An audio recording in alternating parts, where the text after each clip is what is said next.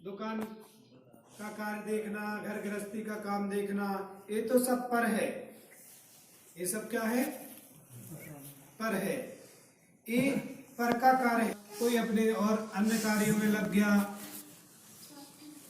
और मंदिर की लाज है, महाराज समय ही नहीं मिलो आए, स्वाध्याय कर लो, समय ही नहीं मिला महाराज, अभिषेक करने गए, महाराज समय नहीं मिलता है। मतलब निज के लिए समय नहीं है, पर के लिए बहुत समय है। तो जब निज में नहीं जाओगे, निज के कार्य में नहीं करोगे, तब कैसे आपका कल्याण होगा? आचार्य भगवान कहते हैं 100 का कल्याण करो तो पर का कल्याण तो स्वतः ही हो जाता है। जब 100 का करेगा तो पर का अपने आप हो जाएगा होगा। जब 100 को समय दोगे तो पर को समय भी मिलेगा। और जब भाई बनू क्या क्या नाम? राहुल भाई, सच बताना ईमानदारी से, 4 लोग बैठे हो और 4 लोग बैठे हो, अचानक कहीं से आग पकड़ी और आपके पड़ोसी वाले के पेंट में आग लगी और तुम्हारे पेंट में आग लगी, तो तुम किसकी आग पहले बुझाओगे? सही बता ना यार, तो इतना दयालु है, उपकारी है, जिन शासन जिन धर्म का पालक करने वाला है, इतना उपकार नहीं कि पड़ोसी जल रहा है उसको बचा ले। तो पहले क्या करोगे? दूसरे की बचाओगे कि अपनी बचाओगे? अरे अपनी कौन डर पाए? खुद की बचाओगे ना। जब खुद बच जाओगे फिर दूसरे की बचाओगे, बराबर ना भैया? यही तो मैं समझा रहा हूँ, यही तो कहना चाह रहा हूँ। पहले 100 की बचाओ, पहले 100 को समय दो, फिर पर को समय दो। पहले 100 के लिए समय निकालो, फिर पर के लिए, स्वयं के लिए करो तो दूसरे के लिए अपने आप हो जाएगा। अभी क्या करते? दूसरों के लिए करते हैं, परिवार को चलाना है, गृहस्थी चलाना है, तो पर को समय देते हैं कि भाई दुकान चलाना, पैसे कमाना है, उनकी देखरेख करना है, उनकी परवरिश करना है, उसी में समय लगा रहता है और स्वयं के लिए समय नहीं निकलता। और स्वयं में बनेगा तो पर की व्यवस्था अपने आप बनेगी। सुनो माताओं, पहले 100 और फिर पर। पहले स्वयं का पुण्य बनाओ, फिर दूसरे का पुण्य। जब स्वयं का पुण्य बनेगा तो घर गृहस्थी की अपने आप पुण्य की व्यवस्था बनेगी। स्वयं का पुण्य ही घटाते जा रहे, स्वयं का पुण्य कम करते जा रहे। अब कह रहे महाराज दुकान नहीं चल रही, महाराज घर की व्यवस्था ठीक नहीं चल रही। अरे भैया, तुमने जो पुण्य था वो पुण्य ही घटा लिया तुमने, वो पुण्य घटाते जा रहे हो। 100 का पुण्य जो था तुम्हारा, वो 100 का पुण्य जो था वो भोगों में लगा दिया, विषयों में लगा दिया। 23 घंटे आप प्रवृत्ति में लगा रहे, 24 घंटे में 24 घंटे। ना तुम्हें मंदिर जाने का समय है, ना अभिषेक करने का समय है, ना स्वाध्याय करने का समय है, ना उपकार के कोई कार्य करने के, ना दान धर्म करने के। तो भैया वो जो पुण्य है वो तो धीरे धीरे घटता जाएगा, फिर विपत्ति आती जाएगी। इसलिए पहले 100 का कल्याण करो। मतलब पहले सुबह उठ करके सबसे पहले भगवान के दर्शन करो, पूजन करो, अभिषेक करो।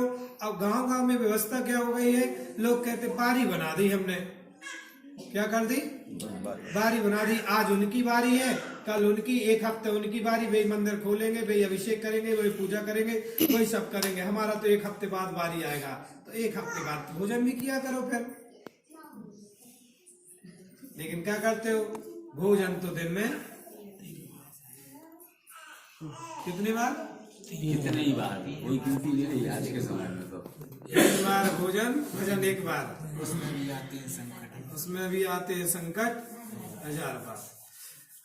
भैया, भगवान की भक्ति के लिए बारी नहीं होती है। भगवान की भक्ति में बारी नहीं चलती है, भगवान की भक्ति के लिए बारी नहीं होती है। भगवान की भक्ति के लिए तो हर समय, जो भी समय मिलता है वो समय अपन को भगवान की भक्ति में देना चाहिए। चाहे वो 5 घर हो, चाहे 10 घर हो, चाहे 20 घर हो, जितने भी घर हो, सभी जेंट्सों को, महिलाओं को ये चाहिए कि सुबह उठ करके सबसे पहले भगवान भरत चक्रवर्ती के लाजे एक बार 3 सूचनाएं मिली। पहली सूचना मिलती है कि पुत्र रत्न की प्राप्ति हो गई, दूसरी सूचना मिलती है कि चक्र रत्न की प्राप्ति हो गई, तीसरी सूचना मिलती है कि केवल ज्ञान आदिनाथ स्वामी को, आपके पिता को केवल ज्ञान की प्राप्ति हो गई। भरत चक्रवर्ती सबसे पहले राज सिंहासन से उठ करके 7 कदम चल करके साष्टांग नमस्कार करता है और प्रजा को आदेश देता है कि चलो सबसे पहले केवल ज्ञान की पूजा करने चलेंगे। सही बताओ अजनौर वालों, आपके पास जभी के मंदिर आने का समय था अभिषेक करने का, जभी के एक व्यापारी आ गया, एक ग्राहक आ गया, वो 50,000 रुपए उधारी दे रहा था आपकी, जभी के महाराज को आना था। अब बताओ तुम क्या करोगे?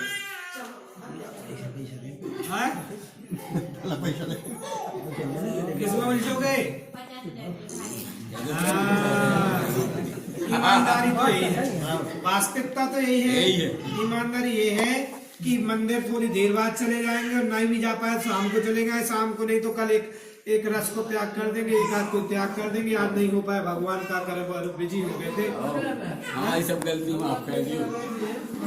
सुबह तो मिल जाए जब चाहे, गुरु आ गए तो और 2-4 लोग चले जाए, दूसरे हम बाद में करे आएंगे दर्शन। लेकिन सत्य ये है, यथार्थ ये है कि उस समय तुम्हारी परीक्षा चल रही थी और होता क्या है, परीक्षा में फेल होते लोग। साल भर तो रट्टे मारते रहते, पढ़ते रहते हैं, लेकिन जब पेपर आते हैं तो सब भूल जाते, तो तभी सिर में दर्द होने लगता है, चक्कर आने लगते हैं, फिर कहते हो कि फेल हो गए। ये परीक्षा थी आपकी कि उसी समय आपको दुकान पे ग्राहक थे, उसी समय मुनिराज आ रहे थे, उसी समय अभिषेक करने भी जाना था, घर से निकले उसी समय तुम्हारे दामाद आ गए, उसी समय तुम धोती पहने चले आ रहे थे मंदिर अभिषेक करने के लिए।